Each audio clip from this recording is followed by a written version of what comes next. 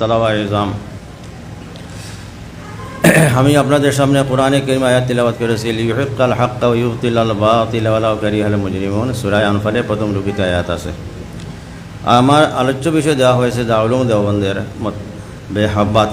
বাতিল প্রতিরোধে উলামায়ে দেওবন্দের অবদান।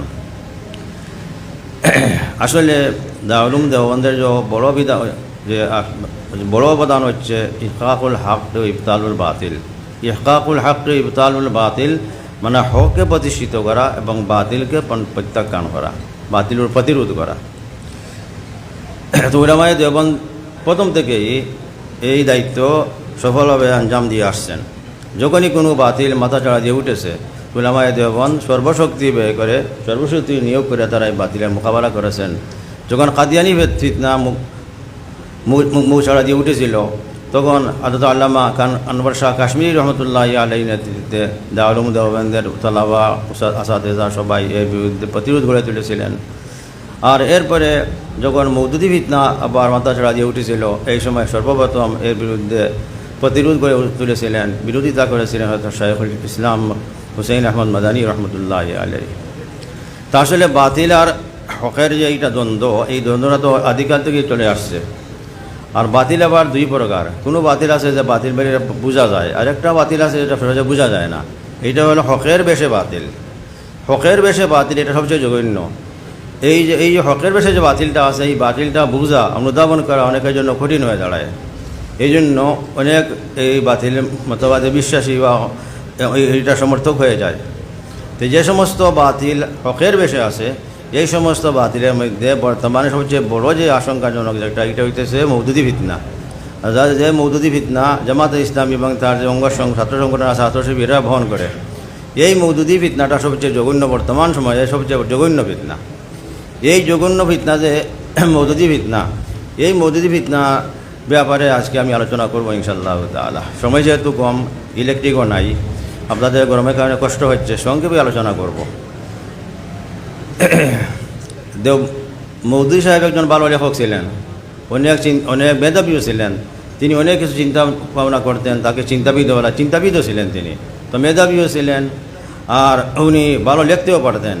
এরকম লেখা খুবই কম লিখতে পারেন, খুব উন্নত মানের একজন লেখক তিনি মওদুদি সাহেব। তার লেখায় যেই পড়ে সহজে আকৃষ্ট হয়ে যায়। তো ওনার যে লেখনী শক্তি আল্লাহ রাব্বুল আলামিন দান করেছিলেন, এই লেখনী শক্তির মাধ্যমে তিনি অনেক লোককে তার সমর্থক বানিয়েছেন। আর তার যে বাতিল মতবাদের সমর্থক, এই লেখনীর কারণে মুগ্ধ হয়ে এই সমর্থক হয়ে গেছেন। মওদুদি সাহেবের যে বই পুস্তক আছে, অনেক বই পুস্তক আছে। উনি আসলে ছিলেন প্রথমে সাংবাদিক, পরে সাংবাদিকতা ছেড়ে দিয়ে বই পুস্তক রচনায় তিনি মনোযোগী হয়েছেন। এরপরে সারা জীবন তিনি বই পুস্তক লিখে গেছেন। আর এরপরে তার লেখনী পড়ে অনেক লোক তার মুগ্ধ হয়ে গিয়েছিল। তিনি ভালো লিখতেন, আর এই সমস্ত তার অনেক ভক্ত হয়ে গিয়েছিল। আর ওদেরকে নিয়ে তিনি গঠন করেছিলেন 1941 সালে জামাতে ইসলামী। এই জামাতে ইসলামী এইটা তো আমাদের উপমহাদেশে প্রতিটি দেশে আছে, পাকিস্তানে আছে, ভারতেও আছে, আর আমাদের বাংলাদেশেও আছে।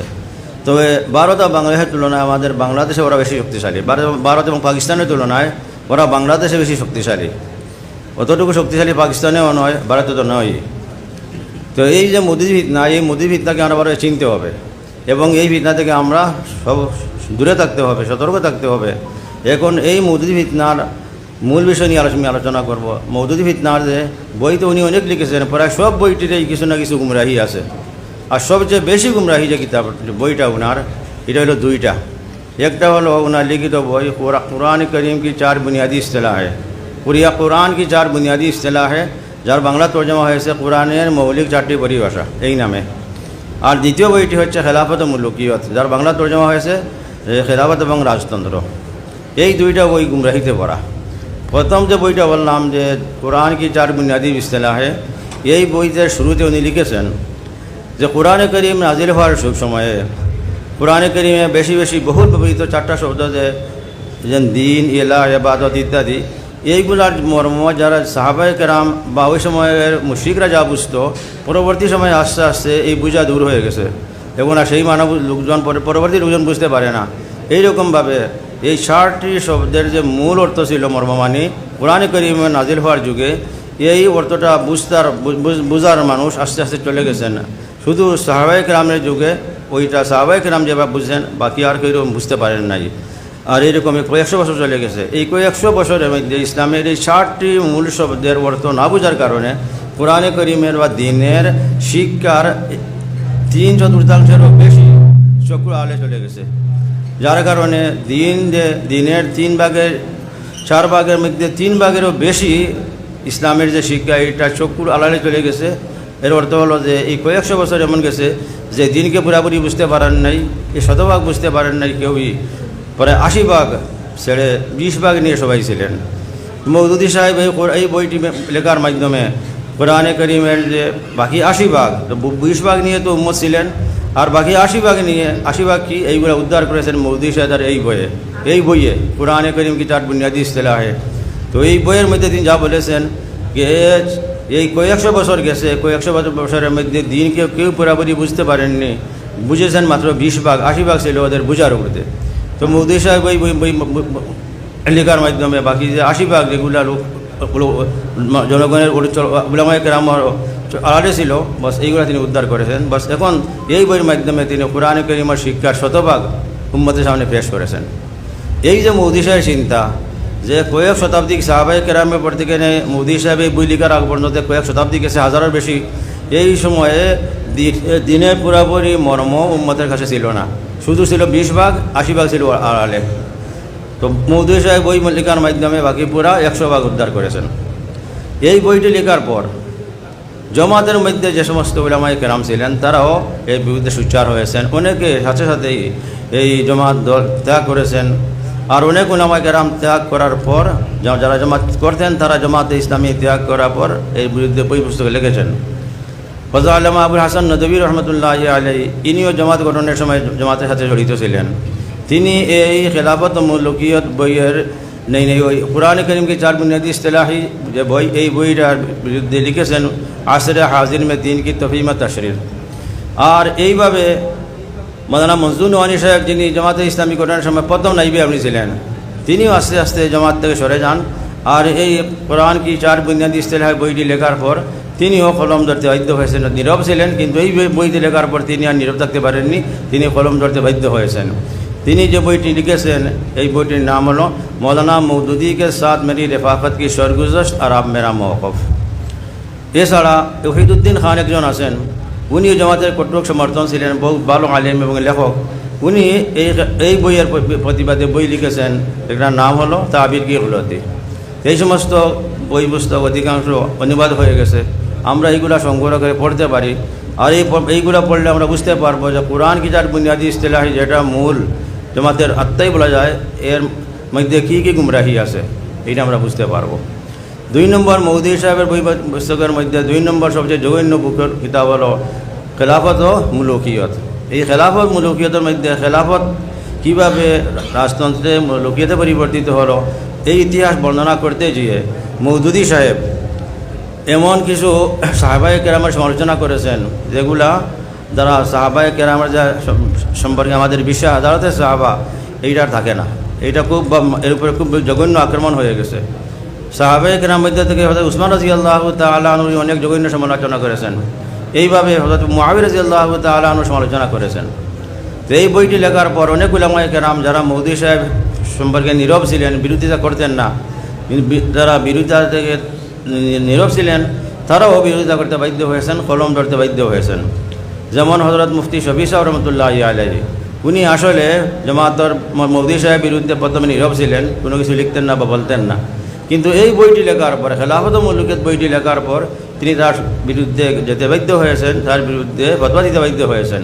এবং তার ছেলে তকি উসমানী সাহেবকে দিয়ে এইটার যে খণ্ডনে কিতাব লিখেছেন, যার নাম হলো হযরত মুআবিয়া তারিখি হকাইক, যেটার তর্জমা বাংলা হয়েছে যে উম্মতের আদালতে হযরত মুআবিয়া এই নামে। এছাড়া হযরত মাওলানা জফর আহমদ উসমানী রহমতুল্লাহি আলাইহি উনি লিখেছেন বরাতে উসমান। এই কিতাবের মধ্যে তিনি উসমান রাদিয়াল্লাহু তাআলা আনহুর উপর মওদুদী সাহেব যে সমস্ত অভিযোগ করেছেন এইগুলার জবাব দিয়েছেন। ঠিক এইভাবে হযরত আল্লামা আজিজুল হক, শেখুল হাদিস আল্লামা আজিজুল হক ঢাকার, যিনি মাওলানা মামুল হক সাহেবের পিতা, সম্মানিত পিতা। তো উনি যে বুখারী বাংলা লিখেছেন, বাংলা বুখারী শরীফ, এই বাংলা বুখারী শরীফের 7ম খণ্ডের শেষ খণ্ড এইটা। এই শেষ খণ্ডের শেষ দিকে তিনি হযরত উসমান রাদিয়াল্লাহু তাআলা আনহু সম্পর্কে মওদুদী সাহেবের যে অভিযোগ, এই সমস্ত অভিযোগের খণ্ডন করেছেন, অভিযোগের জবাব দিয়েছেন, আর খুব কঠোর ভাষায় জবাব দিয়েছেন। এছাড়া আরও অনেক কিতাবাদি লেখা হয়েছে। তা আসলে মওদুদী সাহেবের এই সমস্ত এই দুইটা বই বিশেষ করে বেশি জঘন্য, আর এইগুলা খণ্ডনে ওলামায়ে কেরাম বই পুস্তক, স্বতন্ত্র বই পুস্তক লিখতে বাধ্য হয়েছেন। এই সমস্ত বই পুস্তক সংগ্রহ করে আমরা পড়া দরকার, যে উনার গুমরাহি কী আর গুমরাহির খণ্ডন কীভাবে করা যায়। মওদুদী সাহেবের তো গুমরাহি আমরা অনেক মধ্যে থেকে আমরা দুইটা বেশি জানি, ইসমাতে আম্বিয়া, আদালতে সাহাবা। আসলে এগুলা তো আছে এই মওদুদী সাহেবের গুমরাহি। এই গুমরাহি ছাড়া আরও অনেক গুমরাহি আছে, আরও অনেক গুমরাহি আছে। যেমন মওদুদী সাহেবের একটা গুমরাহি হল আকিমুদ্দিন। কোরআনের মধ্যে যে নির্দেশ আছে, সূরা শুরার মধ্যে আল্লাহ রাব্বুল আলামিন ইরশাদ করেছেন, শারআ লাকুম মিনাদ দীনি মা ওয়াসসা বিহি নূহা ওয়াল্লাযী আওহাইনা ইলাইকা ওয়া মা ওয়াসাইনা বিহি শারআ লাকুম মিনাদ দীনি মা ওয়াসাইনা বিহি নূহা ওয়াল্লাযী আওহাইনা ইলাইকা ওয়া মা ওয়াসাইনা বিহি ইব্রাহিম ওয়া মূসা ওয়া ঈসা আন আকিমুদ্দিন ওয়া লা তাতাফাররাকু ফিহি।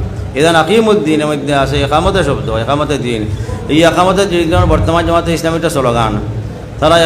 তারার যে দলীয় লঘু আছে এর মাঝে আছে আকিমুদ্দিন লেখা, আকিমুদ্দিন লেখা আছে। এই আকিমুদ্দিনের যে মস্তর একামতের দিন, এই একামতের দিনের মওদুদী সাহেব একটা যে ব্যাখ্যা করেছেন, এইটা আসলে সমস্ত মুফাসসিরিনে কেরামের যে ব্যাখ্যার বিপরীত। উনি তরজমা করেন একামতের দিনে রাষ্ট্র গঠন করো, রাষ্ট্র প্রতিষ্ঠা করো। আসলে এই ব্যাখ্যা এর আগে কোনো মুফাসসির করেননি। তিনি যে ব্যাখ্যা যে তর্জমা করেছেন আর ব্যাখ্যা করেছেন আকিমুদ্দিনের মানা যে রাষ্ট্র প্রতিষ্ঠা করো, এটা মওদুদী সাহেব প্রথম বলেছেন, এর আগে কোনো মুফাসসির কথা বলেননি। তো আমি একটা কিতাব লিখেছিলাম, এই যে এই বইটা সত্য উদ্ঘাটন, এই সত্য উদ্ঘাটন বইয়ে এই একামতের দিন নামে একটা প্রবন্ধ আছে পুস্তক। এই অনেক আগে এই প্রবন্ধটা লেখা হয়েছিল, যখন আমি আঙ্গুরা মধ্যে ছিলাম। তো ওই সময় আমি প্রবন্ধটা লিখেছিলাম, আজ থেকে প্রায় 30 বছর আগে। তো ওই প্রবন্ধের মধ্যে আমি এই কথা প্রমাণ করেছি যে মওদুদী সাহেব একামতের দিনের যে মর্ম বর্ণনা করেন, আর জমাতের লোকেরা একামতের দিনের যে অর্থ বর্ণনা করে, এই সবটা ভুল। একামতের দিনেরই অর্থ নাই। একামতের দিনের অর্থ কি, মুফাসসিরিনে কেরাম এ সম্পর্কে কী বলেন তা আমি ওই বইয়ের মধ্যে উল্লেখ করেছি। কিছু আপনাদেরকে পড়ে শোনাই, শুধু কয়েকটি উদ্ধৃতি। আমি এখানে এই একামতের মানা কি, দিনের মানা কি, আর একামতের দিনের মানা কি, এ সম্পর্কে বিস্তারিত আলোচনা করে 11 জন মুফাসসিরিনে কেরামের উদ্ধৃতি আমি এনেছি।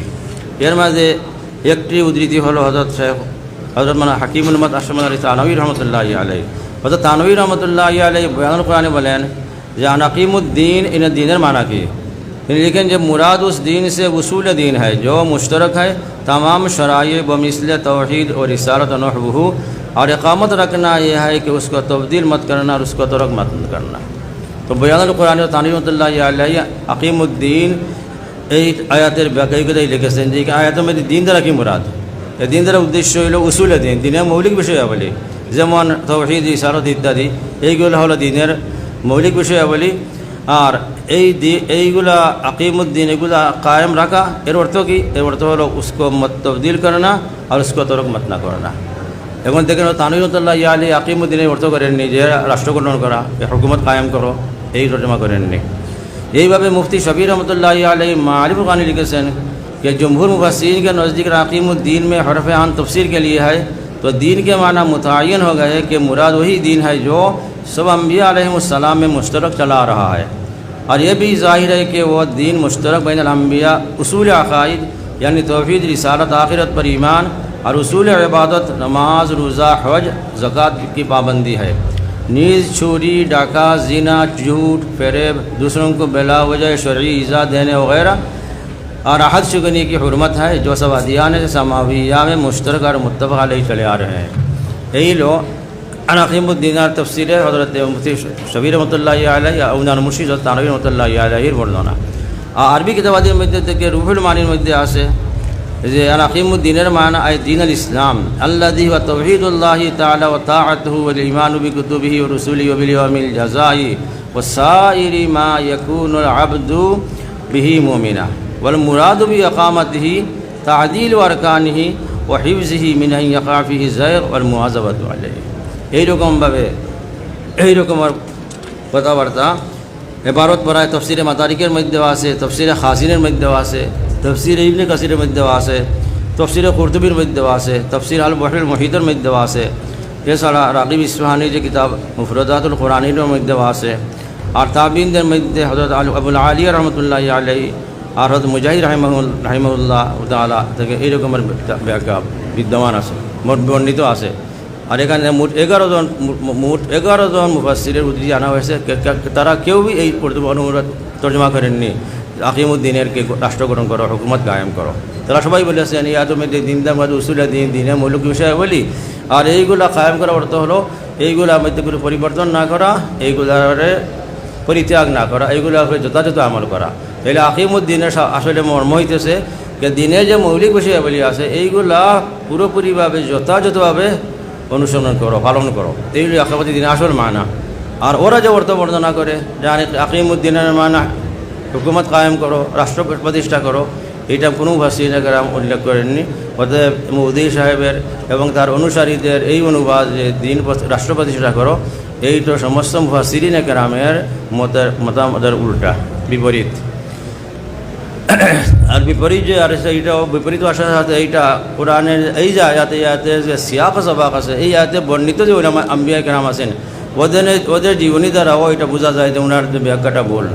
কারণ যদি তার মানা একামতে দিনের মানা হয় রাষ্ট্র গঠন করা, তাহলে এই আয়াতের মধ্যে যে 5 জন নবীর নাম উল্লেখ করা হয়েছে ওদের জীবনী পড়লে দেখা যায় যে ওদের মধ্যে থেকে শুধু আমাদের নবী সাল্লাল্লাহু আলাইহি ওয়াসাল্লাম একটা রাষ্ট্র প্রতিষ্ঠা করেছিলেন। মুসা আলাইহিস সালাম মোটামুটি একটি রাষ্ট্র প্রতিষ্ঠা করলেন, বিলকুল নিয়মিত কোনো রাষ্ট্র না। কিন্তু হজরতে ইব্রাহিম, হজরতে মুসা, হজরতে ঈসা আর হজরত নূহ আলাইহিস সালাম, এই যে নূহ আলাইহিস সালাম, ঈসা আলাইহিস সালাম আর এবং ইব্রাহিম আলাইহিস সালাম, এই 3 জন নবী কোনো রাষ্ট্র প্রতিষ্ঠা করেছিলেন বলে কোনো তথ্য পাওয়া যায় না। এখন যদি বলা যায় আকিমুদ্দিনের মান হচ্ছে রাষ্ট্র প্রতিষ্ঠা করা, তাহলে বলতে হবে যে এই 3 জন নবীকে আল্লাহ রাব্বুল আলামিন একামতে দিনের যে নির্দেশ দিয়েছিলেন যে রাষ্ট্র প্রতিষ্ঠা করো, তারা এই দায়িত্ব পালনে ব্যর্থ হয়েছেন। এখন আম্বিয়া কেরাম এই দায়িত্বে ব্যর্থ হয়েছেন, এই কথা ওরা তো জঘন্য অপরাধ। এখানে তো প্রশ্ন আসে তাহলে আল্লাহ রাব্বুল আলামিন এমন ব্যক্তিদেরকে কেন দায়িত্ব দিলেন যারা দায়িত্ব পালন করতে পারে না? আল্লাহ রাব্বুল আলামিনের এই প্রশ্ন এসে যায়। অতএব মৌদুদী সাহেব যে বর্ণনা করেছেন, যে অর্থ বর্ণনা করেছেন যে একামতে দিনের রাষ্ট্র প্রতিষ্ঠা, এটা সম্পূর্ণ ভুল। আর তারাও তার অনুসারীরা জামাতে ইসলামী যে অর্থ বর্ণনা করে এইটাই যে রাষ্ট্র প্রতিষ্ঠা করো, এটা সম্পূর্ণ ভুল। এই আয়াতের আসল তর্জমা মর্ম হলো যে দিন দ্বারা মুরাদ উসুলে দিন, দিনের মৌলিক বিষয়াবলী আর প্রতিষ্ঠা করো, কায়েম করো, এর অর্থ হলো এইগুলার যথাযথ আমল করো, এইগুলোর মধ্যে পরিবর্তন করো না, এইগুলা পরিত্যাগ করো না। আরও মৌদুদী সাহেবের আরও অনেক গুমরাহি আছে। উনি যে দিনের মানা বর্ণনা করেন রাষ্ট্র, এটা সম্পূর্ণ ভুল। দিনের মানা কি আমরা পড়েছি আছে জিবরিল, আমরা যে মিশকাত আর বুখারী শরীফের মুসলিম শরীফের মধ্যে আমরা হাদিসে জাবরাইল পড়েছি। এবং হাদিসে জিবরাইলের মধ্যে কি আছে? হাদিসে জিবরিলের শেষে আসে এই কথা যে রাসূল আকরাম সাল্লাল্লাহু আলাইহি ওয়াসাল্লাম বলেছিলেন আতাকুম হাযা জিবরিল আতাকুম ইউআল্লিমুকুম দীনাকুম, কে এইখানে যে ব্যক্তি এখানে প্রশ্ন করলেন জিবরাইল, উনি এসেছিলেন তোমাদেরকে তোমাদের দিন শিক্ষা করার জন্য, দিন শিখানোর জন্য। এখন দিন শিখানোর জন্য প্রশ্ন উত্তরের মাধ্যমে তোমাদেরকে দিন শিখানোর জন্য জিবরাইল এসেছিলেন। এখন জিবরাইল আলাইহিস সালাম দেখা যায় হাদিসের মধ্যে প্রশ্ন করেছিলেন কয়েকটা। একটা প্রশ্ন ছিল ইসলাম সম্পর্কে প্রশ্ন, আরেকটা প্রশ্ন ছিল ঈমান সম্পর্কে, আরেকটা প্রশ্ন ছিল ইহসান সম্পর্কে। তো রাসূল সাল্লাল্লাহু আলাইহি ওয়াসাল্লাম এগুলো উত্তর দিয়েছেন। আর উত্তর দিবার পর বলেছেন হাযা জিবরাইল আতাকুম ইউআল্লিমুকুম দীনাকুম। এখানে তো রাসূল সাল্লাল্লাহু আলাইহি ওয়াসাল্লাম রাষ্ট্র প্রতিষ্ঠা করা বলেননি, বলেছেন যে এই যে 3টা ঈমান, ইসলাম আর ইহসান, এই 3টা সমষ্টি হলো দিন। তো জিবরাইল আলাইহিস সালাম মেরে প্রশ্ন রাসূল আকরাম সাল্লাল্লাহু আলাইহি ওয়াসাল্লাম জবাবদার আমরা বুঝলাম যে রাষ্ট্র প্রতিষ্ঠা এটা দিন না, মানে দিনের অর্থ রাষ্ট্র প্রতিষ্ঠা নয়।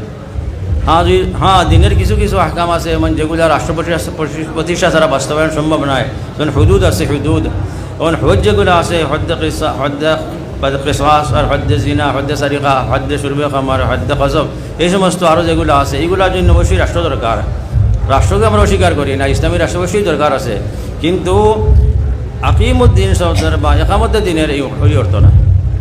মৌদুদী সাহেব আরেকটি অর্থ করেন যেমন ইকিমুনাস সালাতা, কোরআনের মধ্যে আছে জায়গায় জায়গায় আছে আকিমুস সালাহ, সূরা বাকারা প্রথমে আছে আল্লাযীনা ইউমিনুনা বিল গায়বি ওয়া ইয়াকিমুনাস সালাহ। তখন ইয়াকিমুনাস সালাহ মধ্যে মৌদুদি সাহেব কী বলেন? আমাদের মুফাসসিররা বলেন যে ইয়াকিমুনাস সালাহ মানে ইকামতে সালাহ। ইকামতে সালাতের মানা হইল নামাজকে তার হক আদায় করা। যেমন আপনারা লাইনের মধ্যে পড়েছেন যে ইয়াতুনাস সালাতা বিহুকুকিহা, ইয়াকিমুনাস সালাহ মানে ইয়াতুনা বিহুকুকিহা, কে নামাজকে তার হক পালন করেন। আর হযরত থানভী রহমতুল্লাহি আলাইহি এই ইকামতে সালাতের মানা বর্ণনা করেছেন। তিনি বলেছেন যে ইকামতে সালাতের মানা হলো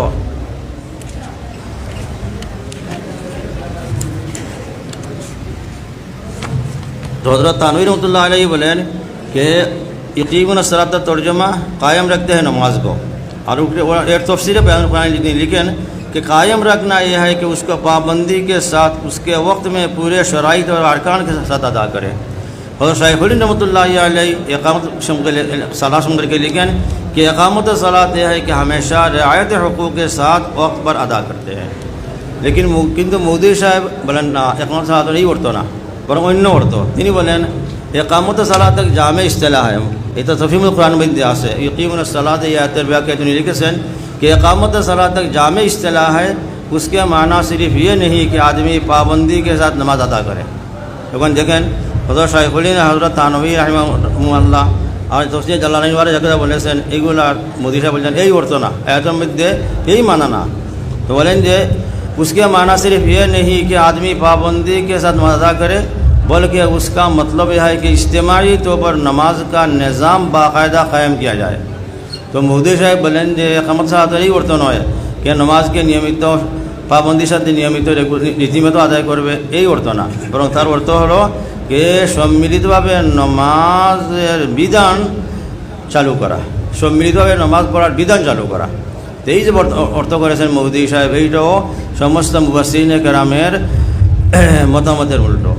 কোনো মুফাসসিরিনে কেরাম অর্থ বলেননি যে সম্মিলিতভাবে নামাজ আদায় করার বিধান চালু করা ইকামত সালাতের এই মানা কোনো মুফাসসির বলেননি। বরং সবাই এই কথা বলেছেন যে নামাজকে তার সময় মতো রীতিমতো আদায় করা, এইটা হলো ইকিমুস সালাত মানে ইকামত সালাতের অর্থ। কিন্তু সবার বিপরীত মৌদুদি সাহেব এই ব্যাখ্যা করেছেন। এরকমভাবে আরও অনেক মনগড়া ব্যাখ্যা মৌদুদি সাহেবের আছে। তো এই সমস্ত জানা এবং এইগুলার খণ্ডন করা, প্রতিরোধ খণ্ডন করা এটা আমাদের জরুরি। আমরা বেশি বেশি আমরা আমাদের জরুরি বিশেষ গুজালা একরাম যারা আছেন তারা এই সমস্ত বিষয় সম্পর্কে যে সমস্ত কিতাবাদি লেখা আছে এই সমস্ত কিতাবাদি পড়া, মৌদুদি সাহেবের গুমরাহি সম্পর্কে অবগত হওয়া আর এইগুলার খণ্ডনে যথাযোগ্য কিতাবাদি পড়িয়া যোগ্যতা অর্জন করা অতি জরুরি। বর্তমানে এটা সময়ের দাবি, এই সময়ের দাবি আদায় করা এটা বর্তমান ফুজালা একরাম যারা আছেন উলামা একরাম, নবীন উলামা একরাম বিশেষ করে ওদের দায়িত্ব। সময় কয়টা হয়েছে এখন? তো এই যে মৌদুদি সাহেব এই সমস্ত গুমরাহির মধ্যে আরেকটা গুমবারি হলো, তিনি বলেন হযরত ইউনুস আলাইহিস সালাতু ওয়াস সালাম, হযরত ইউনুস আলাইহিস সালাতু ওয়াস সালাম তার নিজের নবুয়ত দায়িত্ব পালনে ত্রুটি করেছিলেন। এই সমস্ত এখন এখানে প্রশ্ন হয়েছে আল্লাহ রাব্বুল আলামিন ইউনুস আলাইহিস সালাতু ওয়াস সালামকে তো নবী হিসাবে দায়িত্ব দিয়ে প্রেরণ করেছেন, যে দায়িত্ব দিয়ে এখন যদি ইউনুস আলাইহিস সালাতু ওয়াস সালাম নিজ দায়িত্ব পালনে ব্যর্থ হন তাহলে আল্লাহ রাব্বুল আলামিন উনাকে নবী কেন বানালেন? আল্লাহ তাআলা তো বলেছেন আল্লাহু আ'লামু হাইসু ইয়াজআলু রিসালাতা, আল্লাহ তাআলা নিজে জানবেন যে কোথায় রিসালাতের দায়িত্ব রাখবেন।